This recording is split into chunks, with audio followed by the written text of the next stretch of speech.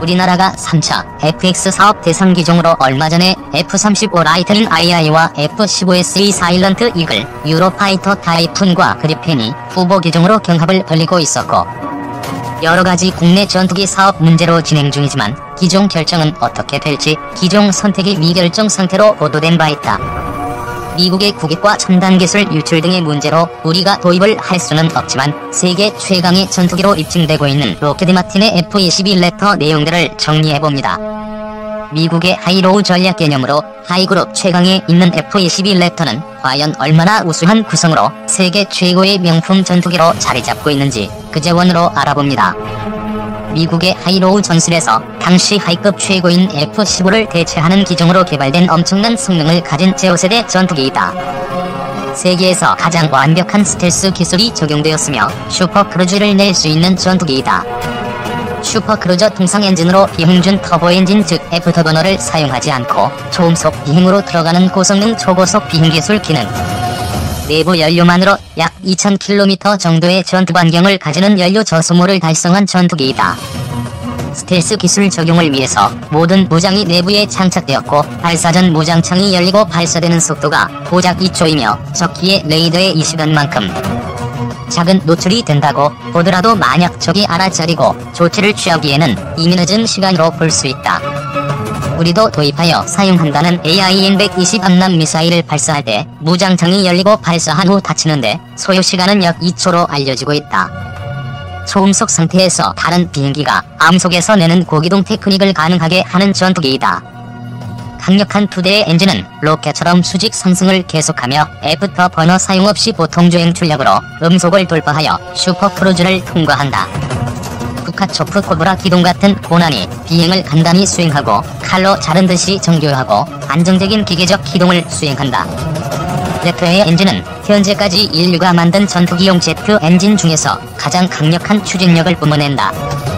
추력 평양 노즐이 장착되었으며 전투 추력 12,000kg, AF를 켜면 18,000kg이다. 가장 무서운 성능으로 랩터의 레이더는 적기의 RWR에 걸리지 않도록 전파 반사 패턴을 스스로 바꾸어가며 전파를 발사한다. 따라서 적기가 레이더 전파로 역추적을 하는 것은 불가능하다. 적기에 탑재된 RWR은 적이 조종사에게 자신이 적으로부터 조준 사격 즉 낙원되었다는 사실을 모르기 때문에 경고할 수도 없고 그 전투기는 느닷없이 피폭되고 만다. 광활한 공중에서 RWR의 기능이 쓸모없다면 그 전투기는 장님과 같다. 그래서 랩터는 투명망토를 입고 안전하게 적기를 공격하며 적기는 전혀 알아차릴 수도 없이 어디서 언제 날아온 미사일에 맞는지도 모르고 당한다. 다만 랩터를 상대로 전자전을 할 수 있는 성능의 기종은 보잉의 EA-18G 그라울러 정도라고 한다. 2006년 노던 에지 훈련에서 F-22와 F-15의 블루포스와 F-15, F-16, FA-18, 2-3초기 경보기의 레드포스가 벌인 모의 공중전을 했을 때 전투 성적 결과는 랩터 2대가 무려 241대의 전투기를 격추했다. 여기서 격추된 단두대의 블루포스도 F-22가 아니라 F-15였다. 레드포스는 격추 판정 후에도 계속 제보를 시키고 전투를 계속하게 했으며 블루포스는 이를 허용하지 않은 성적이라고 한다. 랩터를 상대로 전투한 F-15, FA-18 파일럿들은 훈련 후기에서 공중전을 했을 때 눈앞에 뻔히 보이는데 레이더에도 안 걸리고 무기라곤도 안 된다고 말해서 스텔스 성능은 근거리에서도 완벽한 유령 수준인 것이 확인되고 있다. 따라서 만약 이 F-22 랩터가 목표물에 접근하기 위해 적응 비행한다면 육간으로 보일지언정 전자 컨트롤러 자동 발사하는 무기체계는 쓸모없게 된다는 말이다.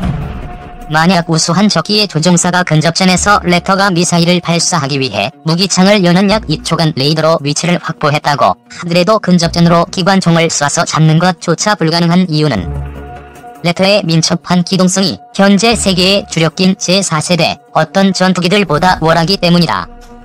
유일하게 랩터와 전자전이 가능한 EA-18G 그라울러가 전자전 훈련 때 랩터를 격추한 판정을 받기는 했지만 이것도 아주 우연하게 랩터의 레이더를 ECM 정지하고 자위 무장 암람을 발사해서 성공했다. 현재 랩터 킬마크를 달고 다니는 전투기는 훈련 중 성공한 것이지만 보잉의 EA-18G 그라울러가 유일하다고 한다. 기술 이전 또 거부? 척척산 중 KEFX 말도 많고 F-18도 많은 한국형 전투기 KF-X 사업. 미국으로부터 핵심 기술 4가지 이전을 거부당했다. 자체 개발할 수 있다. 이런 설왕설래가 있었죠. 그런데 기술 이전 받기로 합의했다던 21개 기술 항목에 대해서도 미국과 협상의 난항을 겪고 있다. 이런 새로운 사실이 밝혀졌습니다. 이게 무슨 얘기인지, 앞으로 어떻게 돼가는 건지 정의당의 국방개혁기획단장이죠. 김종대 단장을 연결합니다. 나와 계시죠? 이게 무슨 얘기예요? 이미 기술 이전 합의했다는 건데 합의가 아니었어요? 방위사업청은 미국 정부가 수출을 허가한 21개 기술을 11월까지 미국으로부터 완전히 기술 이전 협상을 끝낼 수 있다고 호언장담을 했었습니다. 지난 9월에도 그랬고 10월에도 계속 국회에 나와서 방위사업청장이 증언을 했는데, 지난주죠. 20일까지 록히드마틴 관계자하고 서울에서 협상을 했습니다. 이제 21개 기술을 주기로 한 거 세부 협상 끝내자, 이렇게 협상을 했는데, 이때 록히드마틴의 관계자가 사실은 미국 정부가 계속 불허하는 기술이 있다. 또 한국이 달라는 기술이 너무 두루뭉술해서 못 주겠다. 좀 세분화해서 따져보자, 이렇게 좀 굉장히 난색을 표명하는 협상을 했습니다. 그 결과 지금에 와서 보니 21개 기술도 다 받는 게 아니라 이제부터 협상을 해봐야 아는 것으로 바뀐 것이죠. 내년까지 협상을 해야 됩니다. 이렇게 되면 미국 정부가 허가했다고 한 것은 우리 방위사업청이에요? 그러니까 쪼개놓으면 수천 개가 되는 그 21개 기술에 대해서 이전받기로 무슨 협약서 같은 것에 사인이 끝난 단계가 아니었군요. 그러니까 국민들이 아시기에는 우리가 작년에 미국으로부터 F-35 스텔스 전투기 구매 계약을 맺었거든요. 이게 작년 9월인데 이때 계약을 맺을 때 부수적인 조건으로 한국형 전투기 개발에 필요한 기술 이전도 계약 조건에 들어간 줄로 알고 계십니다. 그렇게들 알고 계시는데, 정확하게 보면 당시 계약을 맺을 때 한국의 기술 이전을 가치로, 즉 금액으로 평가해서 기술 이전에 협력하겠다는 조항은 있지만 구체적으로 어떤 기술을 이전한다는 세부적인 항목이 없었던 것 같습니다. 이렇게 되니까 이게 협상 사항으로 남았는데 결국 한미 간에 이 조항을 이해하는 관점이 달랐던 것이죠. 그런데 이게 논란이 된 후에도 말이죠. 방위사업청 측에서는 합의 사항을 이행하지 않으면 벌칙이 부과된다. 실무 협의가 진행 중이다, 이런 표현을 썼어요. 그러면서 언론의 지적을 일축했거든요. 이 말은 어떻게 해석이 되냐면 록히드마틴이 21개는 기술 이전하기로 우리랑 합의했다. 때문에 거기에 토를 달면 미국 측이 벌칙을 받게 된다, 이 말한 거 아니에요? 전에 말씀드릴게, 우선 계약서가 공개가 안 돼 있습니다. 지금 이게 군사기밀로 묶여서 누구도 관계자들 외에는 이 계약서 본 사람이 없어요. 이건 국회에서도 못 봤습니다. 그러니까 정확한 조항을 제가 읽어드릴 수가 없고, 그러니까 그 계약서에 기술 이전 협력을 한다고만 되어있지 더 구체적인 구속력 있는 조항은 없었던 것으로 보여집니다. 제가 보기엔 그래요. 그러니까 결국 기술 이전을 조건으로 해서 너희 전투기 사줬는데 안 사주면 벌칙 부과하겠다 얘기하고, 미국은 무슨 소리냐, 기술 이전에 협력을 해도 미국 국내법으로 안 되는 부분이 있고 절차가 있다. 이걸 협상하기로 한 것이지 언제 우리가 다 준다고 그랬느냐 이러면서 수천 개로 나눠진 기술 중에서도 뭘 주고 뭘 안 줄 건지를 구획 정리를 하자, 이렇게 나온 겁니다. 중에 상당 부분이 됐건 일부가 됐건 그건 미국 정부가 분명히 반대할 것으로 보이는 겁니까? 지금까지 분위기도 그렇고 정의당에서 이건 11월 5일 아예 자료를 내서 얘기했던 부분인데, 미국은 한국의 전투기 개발이 무리한 계획이라고 보고 아예 적대적으로 나오고 있어요. 두 가지 이유입니다. 첫 번째는 경제성 있는 엔진 하나짜리 단발기 개발하면 경제성도 있어서 해외에 같이 판매도 할 수 있는데 왜 쌍발 엔진 2개짜리 엔진을 넣어서 무리한 전투기를 만드느냐. 이거는 세계에 팔아먹을 데가 없다. 이래서 우리는 이걸 타당성이 없는 사업이다. 이게 록히드마틴 입장이고, 미국 정부 입장은 뭐냐 하면 한국 정부가 스텔스기를 만들겠다고 하는데, 그러면 미국의 F-22와 유사한 미국 스텔스기의 경쟁 기종을 만들겠다는 얘기 아니냐. 우리 이거 협정 못한다, 이런 입장이죠. 그러니까 이걸 정의당이 봐라, 미국이 지금 이런 입장인데 기술을 호락호락 주겠냐. 록히드마틴이 우리 사업 파트너임에도 불구하고 아직까지 사업 참여를 선언을 안 하고 있다.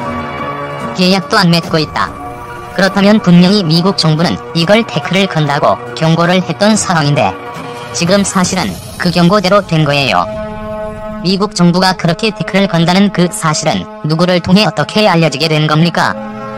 이번에 이제 로키드 마틴하고 방위사업청하고 협력해본 결과 최초로 정부에서 로키드 마틴에서 기술 이전에 소극적이란 사실이 확인이 된 것이고요. 소위 정의당에는 그 전에 미국 관계자라든가 로키드 마틴도 한국의 전투기 체계 종합하는 업체를 다 접촉을 해서 이건 한국 전투기 개발에 미국이 전혀 호적이지 않다는 사실을 이미 다 취재를 한 내용이고, 그러니까 핵심 기술 4가지도 처음에 방위사업청은 받을 수 있다고 했었잖아요. 그러다가 그건 아니다라고 지금 말을 바꾼 것 아닙니까? 그러다가 이번에 또 한 번 말을 바꾼 거군요. 그것 핵심 기술 4가지 말고 21개는 받기로 이미 기정사실됐다라고 하다가 아니다. 지금 로키드 마틴이 미국 정부가 이것 몇 가지는 불허한다고 한다라고 또 다시 방위사업청이 인정하고 있는 거군요. 이건 전부 방위사업청이 다 인정하는 것이고, 막상 일이 벌어진 그때 가서 시인을 합니다. 처음에는 다 될 거라 그러죠.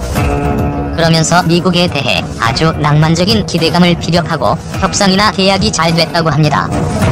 그런데 어느 단계에서 이게 깨지냐 하면 실무협의 단계, 즉 세부적인 계획을 협의하기 위한 단계에서는 말이 다 바뀌는 것이죠. 그럼 핵심 기술 4가지 못 받게 됐다는 것 인정하면서도 우리가 자체 개발할 수 있다, 그냥 가자, 계속 방위사업청은 그랬잖아요.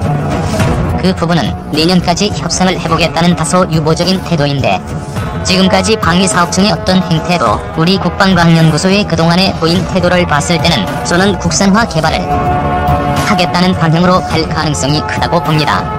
그런 상당히 위험성이 커지는 것이죠. 우선 계속 미국하고 기술 협력에 난항을 겪고 이렇게 되니까 기획재 정부에서 올해 방위사업청에서 신청한 한국형 전투기 개발 예산을 약 1천억 정도 예산을 삭감하고 나머지 600여억 원만 인정을 해줬어요. 그러면 초기 투자 비용이 대폭 줄어든 겁니다. 이러면 카이가 정부로부터 돈을 못 받으니까 업체에서 자체적으로 돈을 조달해야 됩니다.